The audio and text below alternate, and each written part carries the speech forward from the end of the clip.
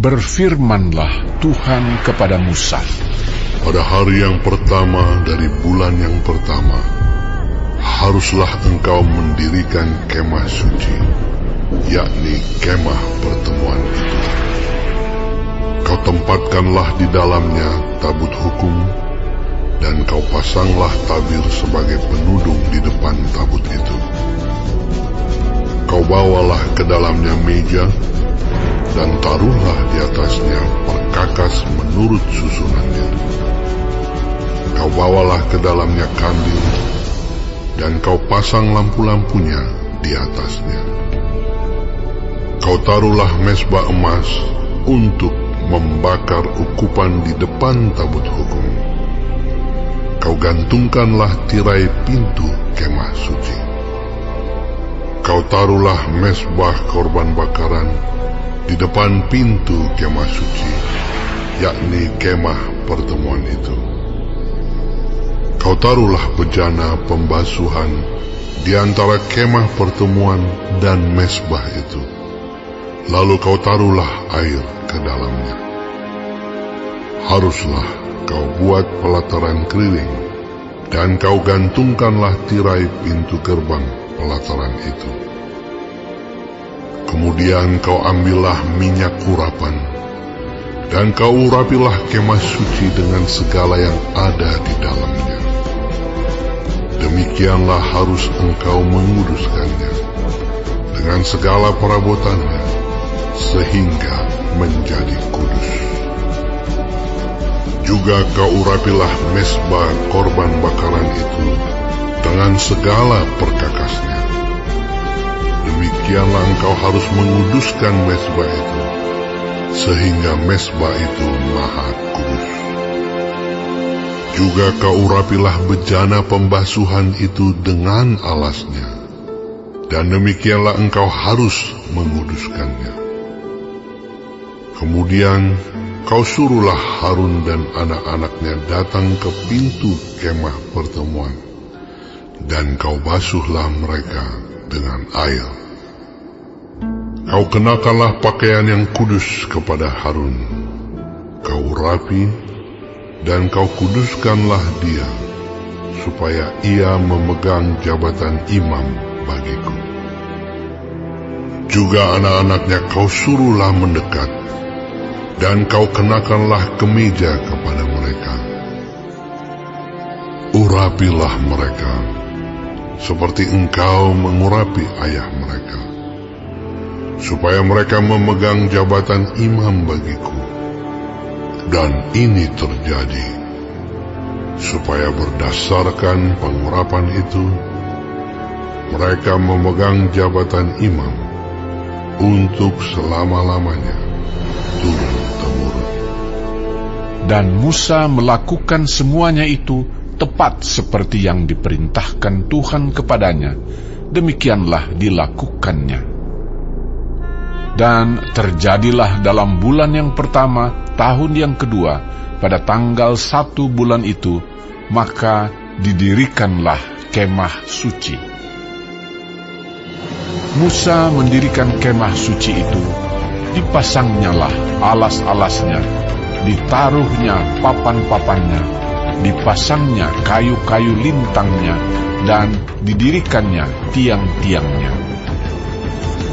Dikembangkannyalah atap kemah yang menudungi kemah suci, dan diletakkannya tudung kemah di atasnya, seperti yang diperintahkan Tuhan kepada Musa. Diambilnyalah loh hukum Allah, dan ditaruhnya ke dalam tabut.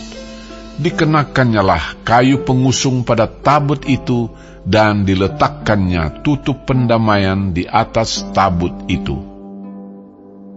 Dibawanyalah tabut itu ke dalam kemah suci, digantungkannyalah tabir penudung, dan dipasangnya sebagai penudung di depan tabut hukum Allah, seperti yang diperintahkan Tuhan kepada Musa. Ditaruhnyalah meja di dalam kemah pertemuan pada sisi kemah suci sebelah utara, di depan tabir itu. Diletakkannya di atasnya roti sajian menurut susunannya di hadapan Tuhan seperti yang diperintahkan Tuhan kepada Musa. Ditempatkannya kandil di dalam kemah pertemuan berhadapan dengan meja itu pada sisi kemah suci sebelah selatan. Dipasangnyalah lampu-lampu di atasnya di hadapan Tuhan, seperti yang diperintahkan Tuhan kepada Musa. Ditempatkannya mezbah emas di dalam kemah pertemuan di depan tabir itu. Dibakarnyalah di atasnya ukupan dari wangi-wangian seperti yang diperintahkan Tuhan kepada Musa. Digantungkannyalah tirai pintu kemah suci. Mezbah korban bakaran ditempatkannyalah di depan pintu kemah suci, yakni kemah pertemuan itu, dan dipersembahkannyalah di atasnya korban bakaran dan korban sajian, seperti yang diperintahkan Tuhan kepada Musa. Ditempatkannyalah bejana pembasuhan di antara kemah pertemuan dan mezbah itu, lalu ditaruhnyalah air ke dalamnya untuk pembasuhan. Musa dan Harun serta anak-anaknya membasuh tangan dan kaki mereka dengan air dari dalamnya. Apabila mereka masuk ke dalam kemah pertemuan, dan apabila mereka datang mendekat kepada mezbah itu, maka mereka membasuh kaki dan tangan, seperti yang diperintahkan Tuhan kepada Musa. Didirikannya tiang-tiang pelataran sekeliling kemah suci dan mezbah itu, dan digantungkannya tirai pintu gerbang pelataran itu. Demikianlah diselesaikan Musa pekerjaan itu.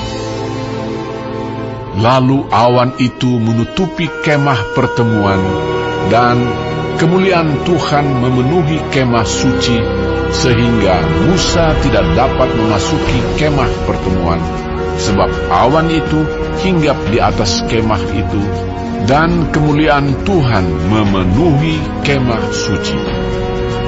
Apabila awan itu naik dari atas kemah suci, berangkatlah orang Israel dari setiap tempat mereka berkemah.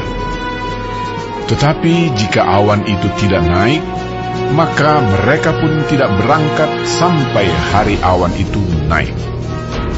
Sebab awan Tuhan itu ada di atas kemah suci pada siang hari, dan pada malam hari ada api di dalamnya, di depan mata seluruh umat Israel pada setiap tempat mereka berkemah.